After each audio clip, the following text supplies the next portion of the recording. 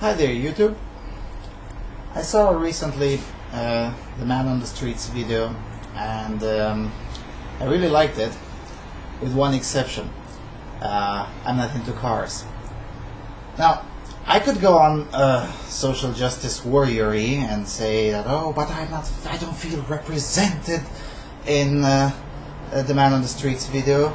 But I'm not going to do that. I'm going to do something far superior to that, and that means I'm going to do my own video with how I organized my man cave and to expose what I do when I retreat into my man cave.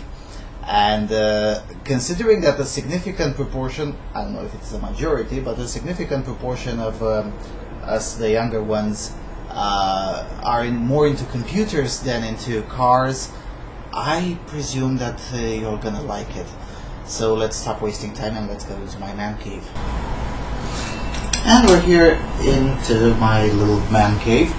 I should say that I got this idea quite ad hoc, so I didn't have time to prepare some of my toys. I was unable to find two of them, if you can believe me. And therefore I only have these three to present to you. All three of them are antiques. All three of them are functioning. Two of them impeccably. One of them I still have work to do on it. But anyway. So the first piece of antiquity that I have is a Sony Vaio PCG C1XD. There you go. It's I mentioned about this in a comment of mine a while ago, not so long ago. I said it's a 1999. I lied unintentionally. It's a 1998 computer. It was made for Windows 98. It was quite a piece of art at its time. Now, of course, nowadays it's a museum piece, but a functioning museum piece. I found this in a trash. Well, technically not, but anyway, someone didn't know what to do with it, and they said, well, give it to me and I'll see what I can do with it. And as you can see, it suffered quite a lot. It most likely has been dropped on the floor. One of the keys is missing, and I was unable yet to find one that can fit in here and still look decent. And the battery socket was also cracked. As you can see, it's been fixed. It's been soldered manually and carefully later on. Not an impeccable job, but anyway. And also this portion used to be less fixed. I don't know if it's noticeable. This is duct tape here to keep it more or less intact, but now it can stay, and not a problem with that. It can stay in one piece. And also this, the original power supply plug was, let's just say, impossible to find. Impossible to find a new plug that can still fit in there, and also wasn't that resistant, and therefore using something that in here I got a little bit of help from my dad. This thing has been done with a solution that allegedly is being used to solder tanks. And by tanks, I literally mean military tanks. I don't know if that's true, but what I do know is that once you solder something with this, it just never goes away anytime soon. It's very resistant, so I just placed a mother plug that is classical to any laptop you can imagine in present days. Or anyway. And I don't know, I haven't turned it on for quite some time, probably a few months. So let's see if it still works. Most likely it should work.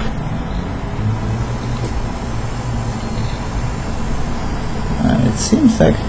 Ah, there we go. It actually works. this is the only thing that I'm still not done doing with it is to convince it to run one of my favorite Linux distributions. So in here it has a Windows XP, but not any kind of Windows XP. It's a Windows XP modified, something like Performance Edition it's called, made specifically for these kinds of computers essentially. And as you can see, it boots quite fast.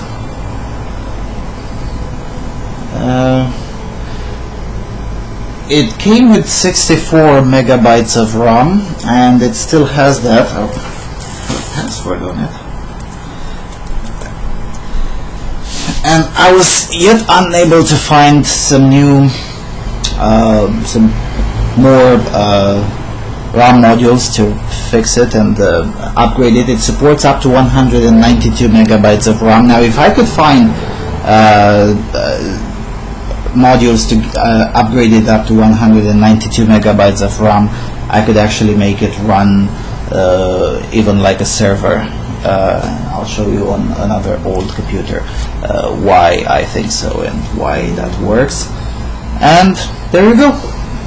Full functioning Windows XP on a 17-year-old computer. I'm pretty sure the manufacturer didn't think that it would work that long. And yeah, I was even able to watch movies on it, although watching movies is a pain in the arse.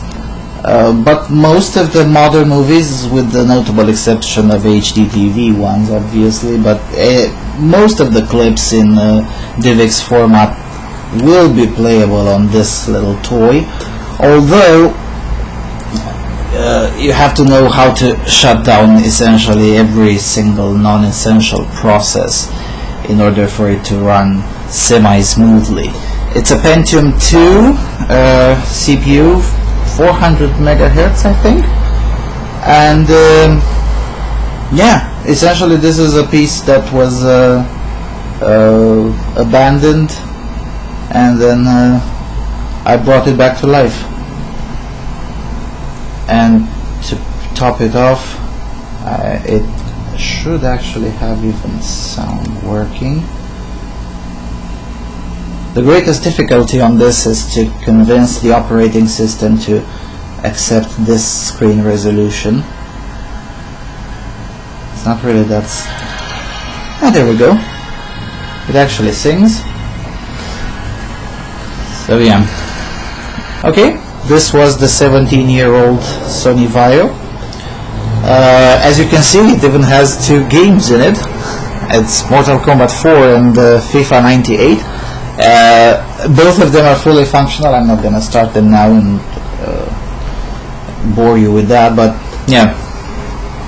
But all in all, it's a computer that was believed to be completely dead and completely useless, and now it's actually quite usable. Okay. And also the battery, I had to recondition the battery. The original battery was completely destroyed. There's no way in hell one could use this laptop on batteries when I found it. I essentially bought very cheap new elements of that fit in here. And it was quite a laborious process to... Oh, do shut up. It's quite a laborious process to make it work, but as you can see, it works on battery, and I tested it. It lasts for... I missed that sound. It lasts roughly 3 hours if you're listening to music and type documents in it. If you're playing, well, it lasts slightly less than that, but still, for a 17-year-old can, it's quite remarkable how well preserved it is. Okay, now going from this, going to something more modern, forward in time 10 years roughly. Going to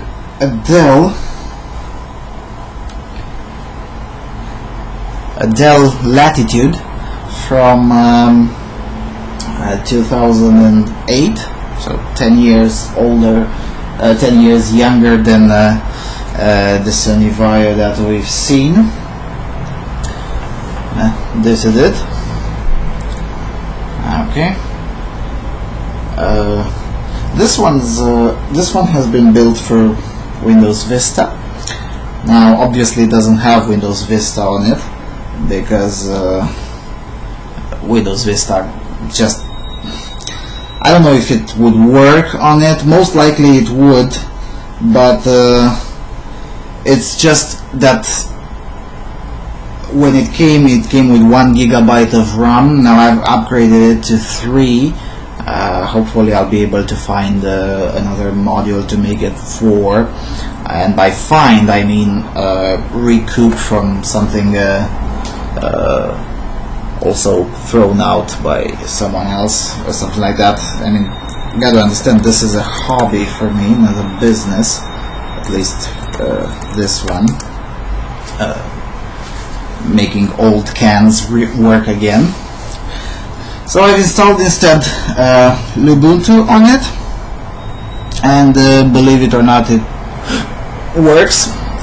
And not only that it works, but it works so well that I decided to keep this laptop for myself. The other ones will eventually be either sold to a collector or something like that, but this one I'm actually going to keep it for myself, although I might keep the 98 model also, but anyway, it's a different story. This one works so well that I'm not willing to give it to anyone, and this one also has its own interesting story.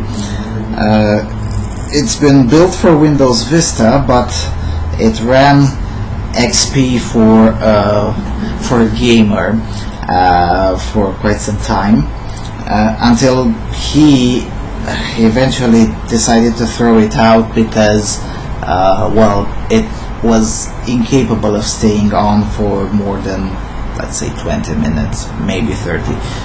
The CPU was overheating, and no matter how much one would clean the heating system, it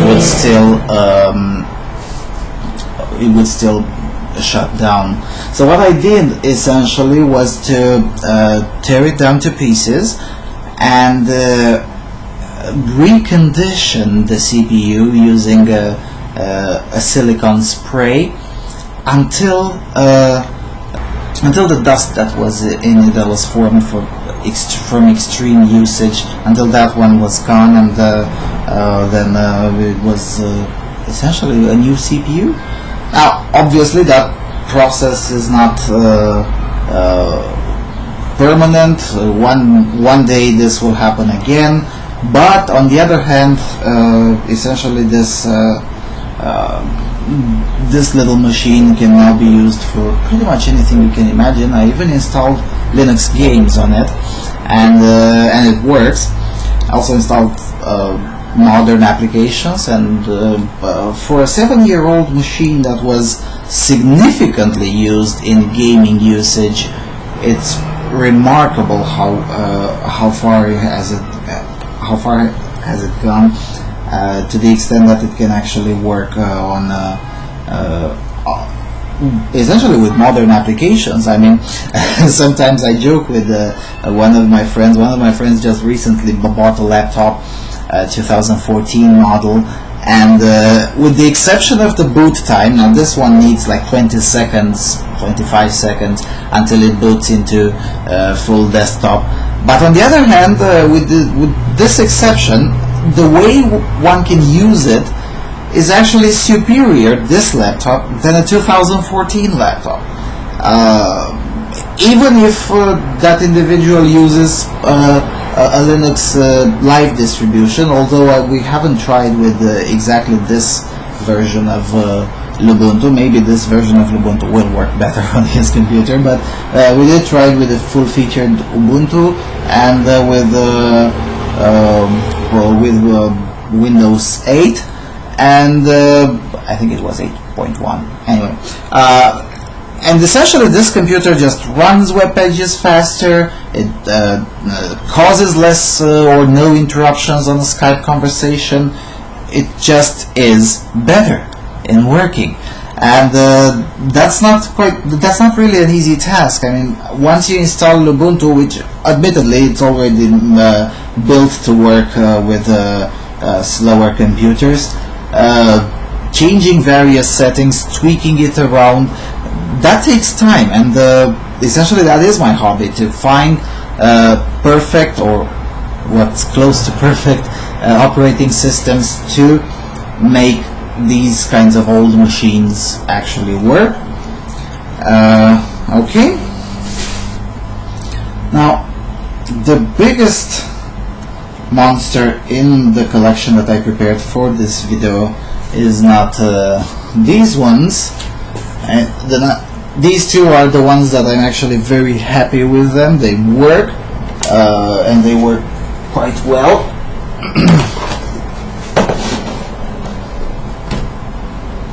But the last one is actually its own little thing, because it's far more difficult to understand what it means. So let's see how well we'll get this one to actually work. This is a Compact Armada made in 2000. So it's a 15-year-old machine. As you can see, it still has the Windows 2000 license key in here. Now, obviously, who the hell uses Windows 2000? But anyway, this is a laptop that I also got it for free, and it's a very interesting machine. It's now, to be honest, only the outside of it is still original. What inside of it, it changed most of it.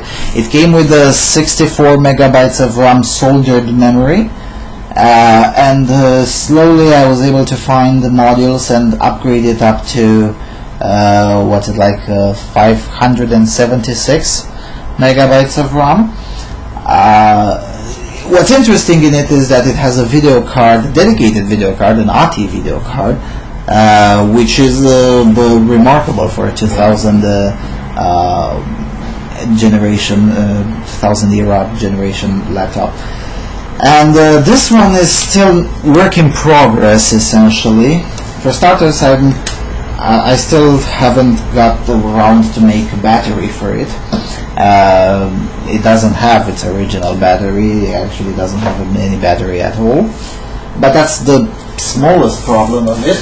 One of the biggest problems of it was that I had to literally build a power supply for it. It's from an old printer, this one, and essentially I made it a power supply for this laptop, because the original power supply just burst into flames in the hands of the original owner. So anyway, let's fire it up and see how it works. As I said, this one is indeed work in progress, because it's still not good enough to brag with it. Quite a lot of problems in and of itself. This is it. Now it counts the RAM. We're gonna skip that because there is no need to do that. As you can see, I plugged in the I plugged in the internet here because there was a time when laptops didn't come with wireless cards. This is one of them. This one even has a plugin for dial-up modem, which is antiquated technology. I still remember in 2000 I was still using dial-up technology. There was no broadband back then, and the idea of live broadcasting a high-quality video from your home was still quite alien. Those were the days. And as you can see, this one also has an operating system. This one has a Slitads operating system. I think it's Slitads 5. Yeah, 5. Slitads 5 release candidate 2, most likely. And although it looks bizarre when it boots, it's actually a full-featured operating system. It can do pretty much anything you would expect from a Linux operating system. The thing with this is that, as you can see, I have to hold its screen because the portion that was supposed to do this is malfunctioning. Now, when I got it, because I didn't pay anything for it. When I got it, it didn't have even a possibility to actually look at the screen. You needed to plug in an extra monitor to watch it, to see what's doing. Now I fixed that, but I'm still unable to fix this problem with the monitor. Hopefully we'll do that. As I said, this one is still work in progress. It's not done yet. But other than that, it's actually quite workable. I sometimes even use this as a test server for various tasks. It actually does work. What I still need to do at it is to find a proper CMOS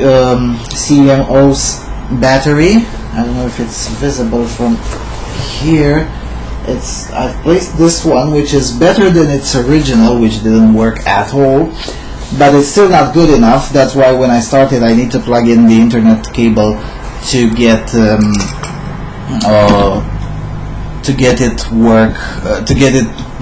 proper time and date. Because the CMOS battery just doesn't remember for more than, I don't know, let's say 30 minutes the proper date and time, and sometimes you can have quite a surprise when you want to log into a web page and it says this web page doesn't exist, or this web page is from future, and then you look at the proper date and time and see if you, according to this computer, you're in 1982, which is bizarre. I mean, in theory it should reset to the manufacture date of the CPU or the manufacture date of the motherboard, but no, it resets somewhere in December 1982. Don't ask me why, I have no idea. But yeah, this is essentially what I'm dealing with right now.